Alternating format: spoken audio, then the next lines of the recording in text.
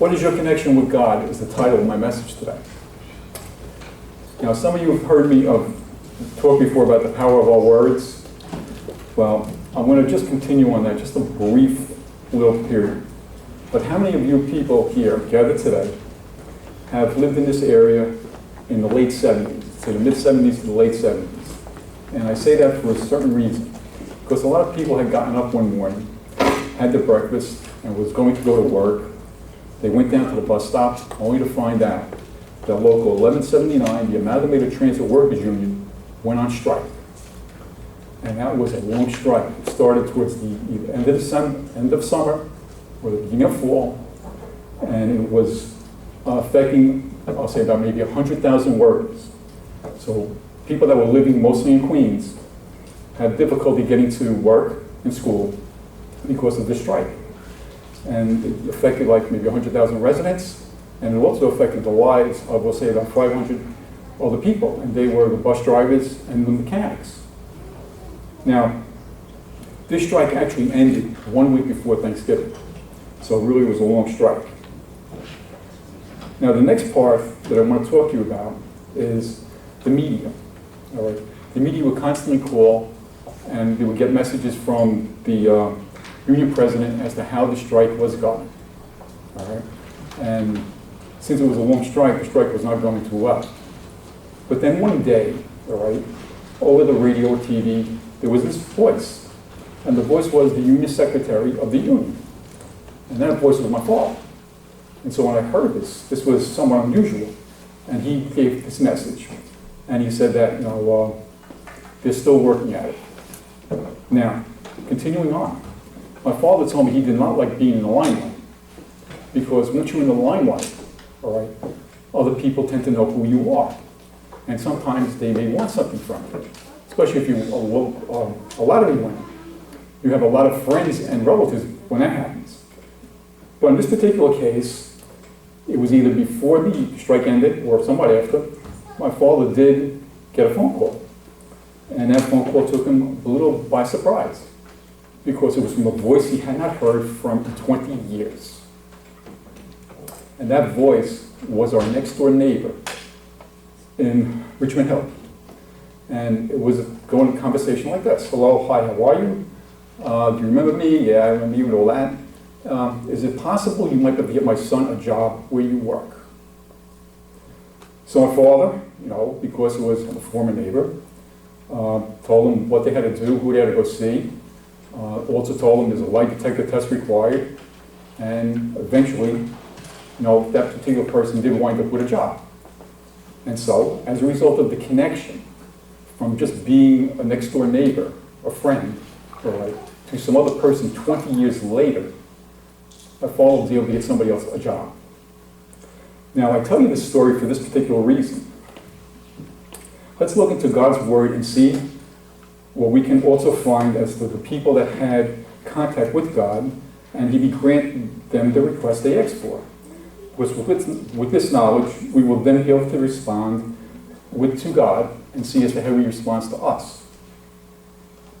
So the first thing I want to talk about is James 5:16, which is in the New Testament. In James 5:16, we read this.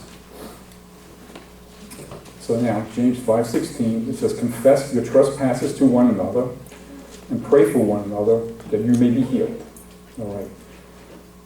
Then it says, the effective, fervent prayer of a righteous man availed much. All right. Now, I went to Catholic school, and when I hear the word prayer, I tend to think of a lot of words which I used to memorize and recite as a prayer to God, and I don't, think of that anymore, because now when I pray to God, I'm actually talking to God. All right.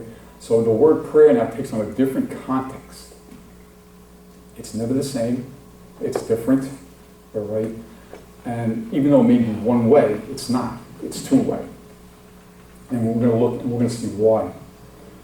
All right. Now, 1 Samuel 1. All right.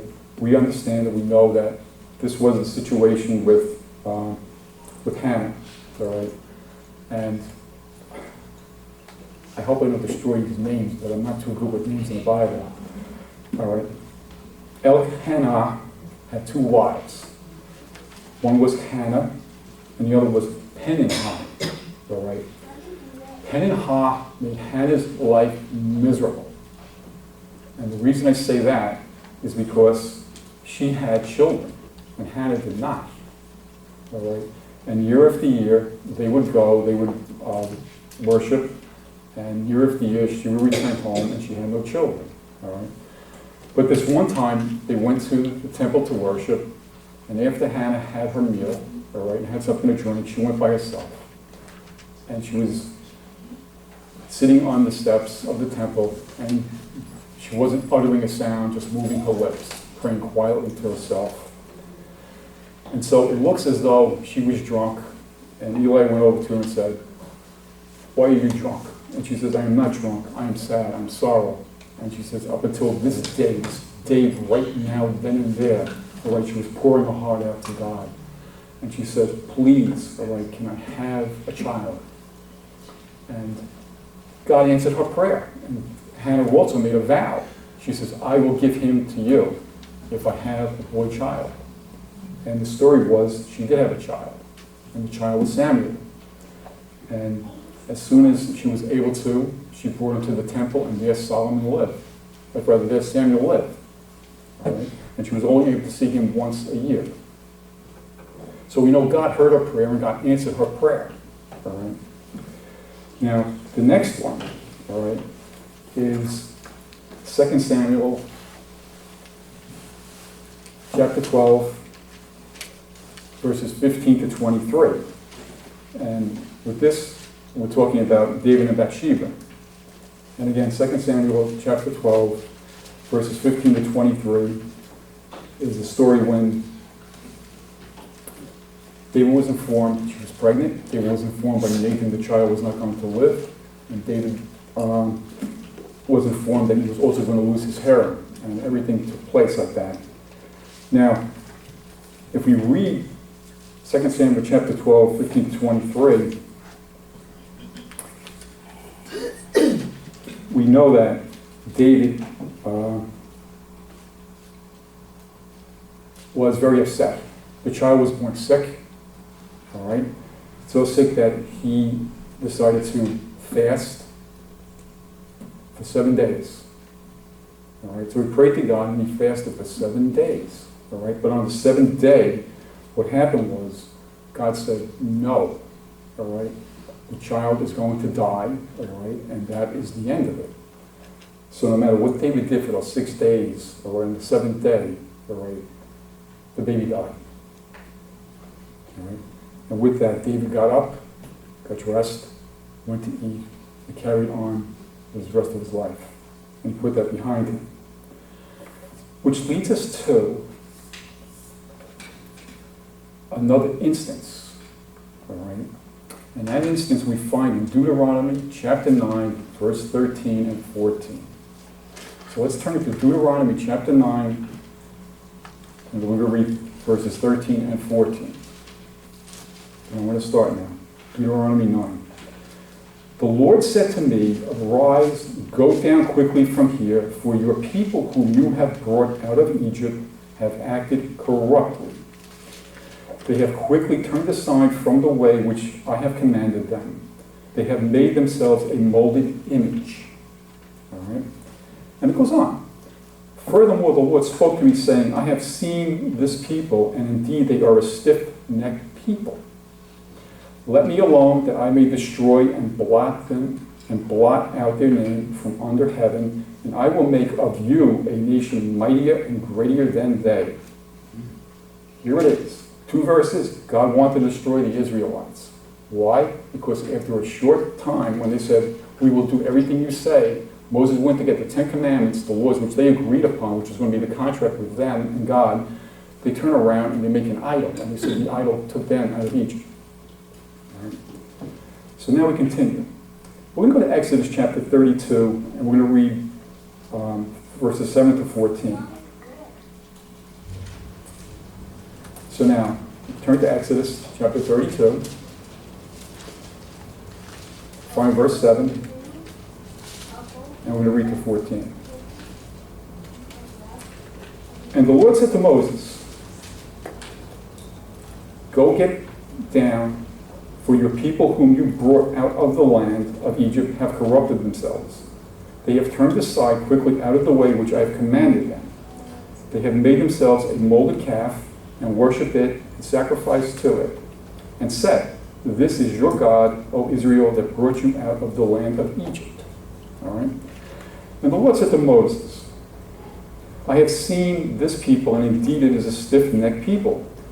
Now therefore let me alone, and my wrath may burn hot against them, and I may consume them, and I will make of you a great nation." All right? Now in verse 11, this is what Moses says.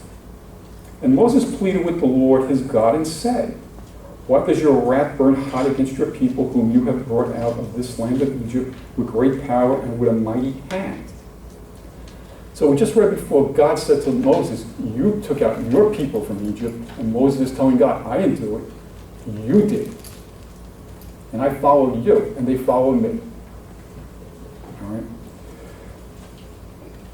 "Why should the Egyptians speak and say, 'You brought them out to harm them and to kill them in the mountains and to consume them from the face of the earth? Turn from your fierce wrath and relent from this harm to your people. Remember Abraham, Isaac, and Israel, your servants, to whom you swore your own self, and said to them, 'I will multiply your descendants as the stars of heaven, and all this land that I have spoken of I give to your descendants, and they will inherit it forever.'" So he's reminding them who he made that promise to. And so the Lord relented from the harm which he said he would do to his people. So Moses' plea on behalf of other people, Israel, all of it, was able to get God to realize, to change his mind from destroying Israel. And that's what's in the Bible. Those are the exact words I have read to you. Those are the exact words you read yourself in the Bible. And so we have to look at our connection with God, all right? We talk to him. We don't say just everyday common phrases. David prayed for a child that was going to die from the day it was born, all right? Because the child itself could not pray for itself, all right? But God, even though he saw that, told him, your sin is your sin, and the baby is going to die, all right? And so Solomon was born as a result of the relationship he had with his marriage with Bathsheba, all right? And Moses, all right, we see pleading for Israel. And God spared her. Hannah, she didn't have a child. She asked for a child. God answered her prayer, and he gave her a child. And so I leave you with this. James 5:16. "Confess your trespasses to one another, and pray for one another, that you may be healed." All right? "The effective, fervent prayer of a righteous man avails much." Brethren, we all have the opportunity when we pray to be that type of a person, all right? Not just to bring up the name of an individual that might need our prayers because of an illness, because of maybe finding a place to live, because maybe they need a job or something like that. You put yourself in their place. You pray as if that's you that's going through that. And your prayer, I'm sure, will be a very fervent, effective prayer.